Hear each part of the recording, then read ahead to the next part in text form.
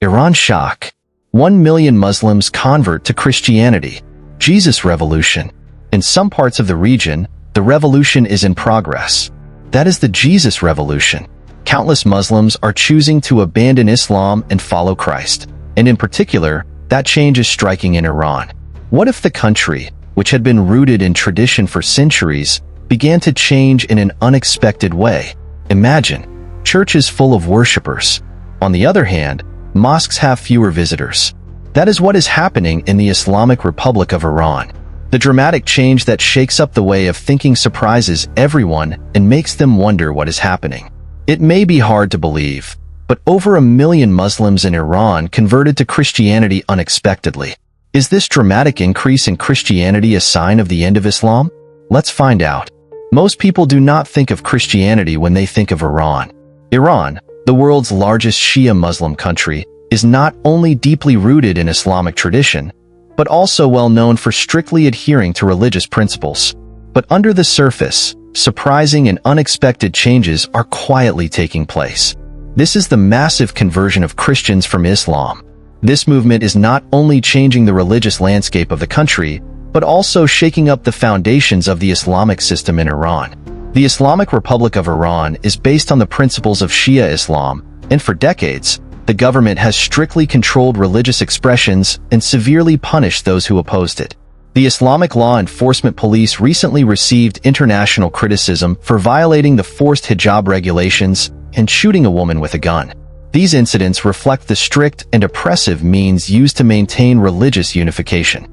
But despite these efforts, dissatisfaction is everywhere. Out of 75,000 mosques in Iran, as many as 50,000 were closed due to a reduction in visitors. Iranian High Priest M. Mohammad Abolkasem described this as a result of a reduction in visitors, indicating that there is a serious crisis of faith among Iranians. This trend coincides with reports that about 1 million Iranian Muslims have accepted Christianity, and shows that the flow of religious change is becoming more and more intense. The term Jesus revolution was used to describe the increasing flow of Iranians converting to Christianity. According to a joint study by CBN and the international radio station The Tide, it is estimated that about 1 million Iranian Muslims have accepted Christianity. This is not just a statistical phenomenon. It represents a deep cultural and spiritual change. The political, social, and economic difficulties of Iran are deeply entangled in the background of this movement. For many people, Christianity is a symbol of the Islamic regime's authoritative and criminal nature in clear contrast. Christianity provides hope, love, forgiveness, and a personal connection with God, and this is a message that has been deeply empathized with. The Voice of the Martyrs is the highest drug addiction rate in the Iranian world, and it is a country with a population of more than half of the population living in poverty. The systematic failure of the increasing number of Iranians has greatly damaged the charm of Islam practiced in Iran. Economic difficulties were one of the main reasons for the dissatisfaction. The Iranian economy was severely hit by international sanctions, and the resulting poverty made many Iranians doubt the Islamist regime's promises. According to a survey conducted by the Netherlands-based Gian Institute, 80% of Iranians reject the current form of the Islamic Republic and want a democratic government. This destruction of political Islam has created a desolate soil in this context. Christianity is not just a religion, but a means of spiritual and social liberation. Democracy and human rights, which are often associated with Christian countries, are attractive to those who desire freedom and equality. This increasing interest in Christianity is in line with a greater demand for reform, and it shows that religion is becoming the center of resistance against the regime. As expected, the Islamic leadership in Iran is responding strongly to the spread of Christianity. Reformation in Islam is prohibited, and non-Muslims are often subjected to torture and even death penalty. The government's attempt to suppress Christianity is part of a larger strategy to maintain control over the population. Despite these efforts, underground churches and digital platforms have become the center of Christian worship and education, and despite the related risks, this movement is preparing a platform for growth. Todd Nettleton says that this growth is not simply due to dissatisfaction with Islam, but also due to the unique charm of Christianity. Reformers consider the mercy and forgiveness emphasized by Christianity as an important factor in their decisions. The concept of personal relationship with God provides hope and self-sufficiency that could not be found in previous religious experiences. In many worlds, people are disappointed with the authorities, but the teachings of God are a message of hope and mercy. Matthew 11, verses 28 to 30 directly resonate with the hearts of those who are suffering. Come to me, all you who are burdened and burdened. I will give you rest. I am kind and humble, so bear my burden and learn from me. Then your heart will be at rest, and your burden will be light. This message is not simply about consolation. It is a bold declaration of peace and rest for those who are suffering. For many Iranians, this message is what they have been longing for. It is a message of hope to feel freedom and comfort. In Iran, where oppression and hardship have become everyday life, Christianity is becoming more than just a religion. For many people, Christianity is a symbol of personal freedom, and it is seen as one way to fight against a regime where religion and politics are too closely intertwined. For those who seem to be trapped in empty promises of the Islamic new system, finding Jesus is like finding a way to breathe again. This is beyond mere spiritual faith. This is a deeply personal act of resistance. The Iranian government is based on the strict interpretation of Islam and its power. Therefore, converting to Christianity is an act of challenging that foundation. Choosing Christianity in Iran is not just a matter of faith. It is an act of conveying a powerful message that rejects a regime that has disappointed them. For decades, the Iranian people have faced numerous problems, such as poverty, corruption by the government, and the highest drug addiction rate in the world. These realities have shattered their faith in the system that promised justice and dignity through Islam. On the other hand, Christianity offers something completely different. The message of love, forgiveness, and hope feels like an antidote to a hard daily life. Rather than control, the concept of personal relationship with God based on mercy has attracted thousands of people to explore a more humane and accessible faith. Of course, this movement could not avoid the eyes of the authorities. The Iranian government sees the growth of Christianity not only as a threat to religious rights, but also as a serious threat to the political system as a whole.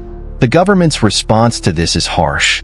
The underground churches are being raided, and people converted to Christianity are being arrested, and the public expression of their faith is being closely monitored. The government's fear is clear. If people are not able to accept Islam outside of what the government is proposing, the government will not be able to do anything. If they find hope and meaning, this will weaken their control. But despite the danger, this movement continues to grow.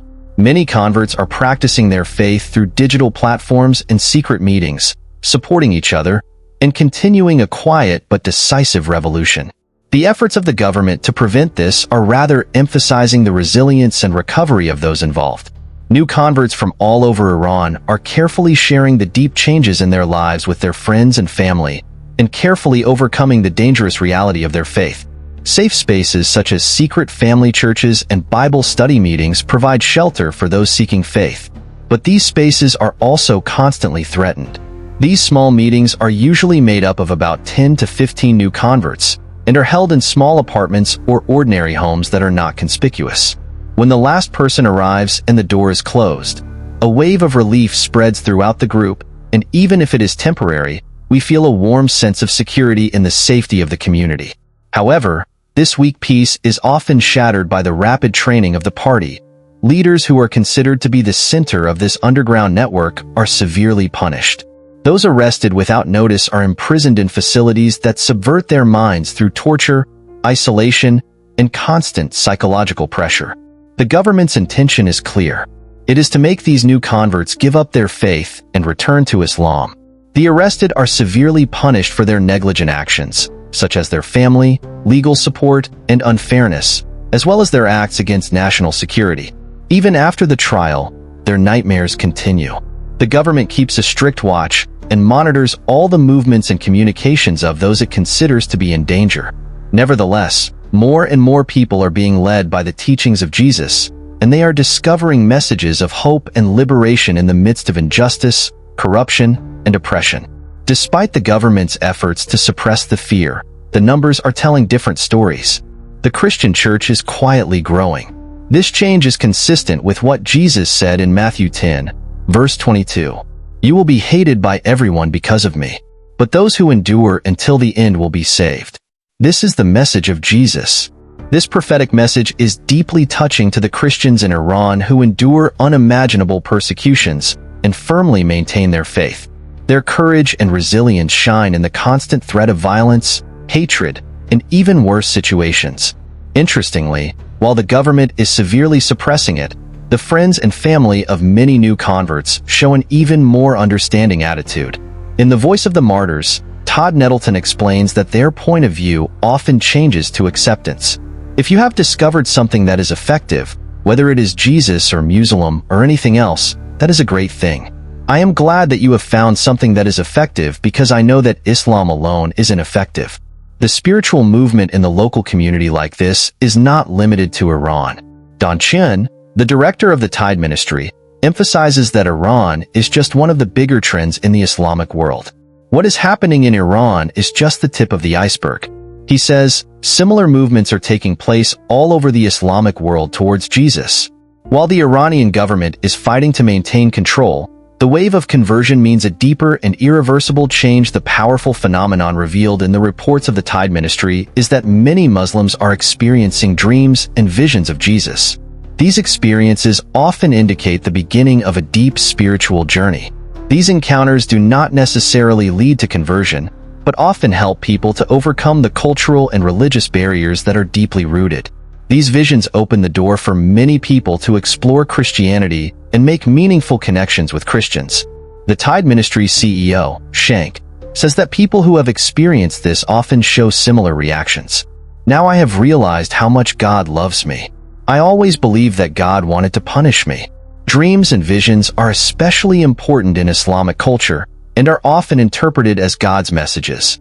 These experiences resonate deeply with Muslims who dream of Jesus and convey the message of mercy, love, and guidance that contrast with their understanding of their former God. These encounters are an opportunity for individuals to raise questions about their beliefs and begin to find answers through the teachings of Jesus, and this means the beginning of a spiritual awakening. The changing nature of these visions is not only the most frequently reported phenomenon in Iran, but is also receiving attention around the world. Shank believes that what is happening in Iran is part of a larger movement that affects the entire Islamic community. For example, in Afghanistan, people who believe in the secret Christianity are practicing their faith under the constant threat of the Taliban. The threat of exposure creates a constant fear of betrayal among the believers, and they must overcome this fear. Shank emphasizes that accepting Christ accompanies a very real threat of death. Despite these difficulties, Afghanistan's feedback shows that the number of people accepting Christianity is increasing. They are being led by a desire to have a deep and personal relationship with God. Yemen is another example of this movement. According to the study, the spread of Christianity in Yemen is almost twice as fast as the spread of Christianity around the world. This growth is particularly noteworthy when considering the humanitarian crisis that is dominating the Islamic tradition and state deep in Yemen. Meanwhile, in Saudi Arabia, which has been famous for its strict interpretation of Islam for a long time, there is a sign of an increase in the number of Christians. The environment of Christians is still challenging, but Saudi Arabia is now beginning to recognize the possibility of peaceful coexistence with Christians. This is a significant change in the attitude of strongly rejecting religious monotheism decades ago. The story of the massive conversion is also being spread on social media. The conservative commentator DGA's Twitter claimed that millions of Muslims are becoming Christians, which sparked a wide range of discussions and received thousands of replies. An additional survey found an interview with Al-Qahtani in 2000, and in the interview, he said that 667 Muslims convert to Christianity every hour, and that this is equivalent to 16,000 conversions a day and 6 million every year. These figures are surprising, but there is no reliable source, raising questions about accuracy. Nevertheless, the Tide Ministry and Voice of the Martyrs, as well as the experience of the same organizations and the personal testimonies of the converts, point out the important growth of Christianity in Islamic countries. New believers in the Middle East see their spiritual awakening as part of a greater movement for God's Spirit. This is a wave of change that has the potential to reorganize the entire country, not just the individual life. In the areas commonly referred to as the powerful fortresses of Islam, The Holy Spirit breaks through the barriers in a way that exceeds cultural and political expectations and changes people's lives. The message of the Bible is the universal call of salvation through Jesus Christ, which transcends borders and conveys the message to the